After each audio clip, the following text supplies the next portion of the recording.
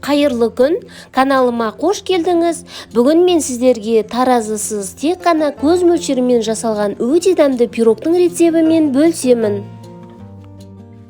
Бұл пирогты жасау үшін барлық ингредиенттер жылы болуы қажет.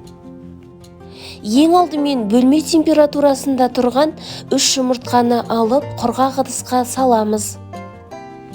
Менде 250 граммдық стакан, сол стаканмен толтырмай 1 стакан қант саламыз. Қант толықтай ерігенше венчикпен араластырамыз. Мен миксермен араластырдым.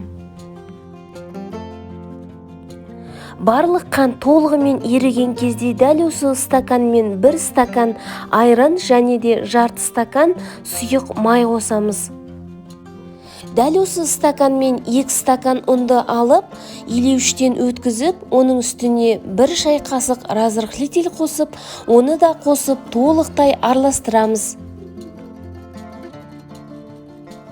Кез келген пирогты воздушная және пышная болып шығу үшін төменнен жоғары қарай ақырындап араластырамыз.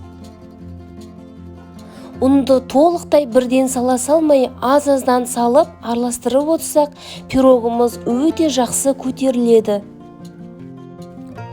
Осындай қаймақтан қоюлығындай масса шықты.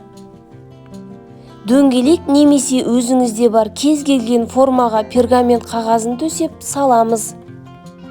Келесі кезекте пирогтың бетіне салатын крошканы дайындаймыз.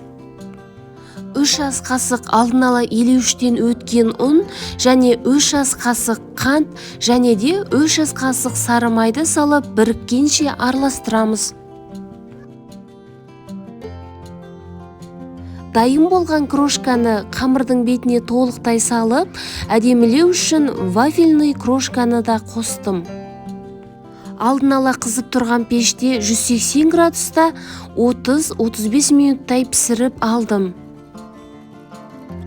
Өз пешіңіздің қызулығына қарай пирогтың піскен-піспегенін білу үшін шпажканың көмегімен тексеріп аласыз. Өте дәмді әрі тойымды пирог осымен дайын. Міндетті түрде жасап көріңіз.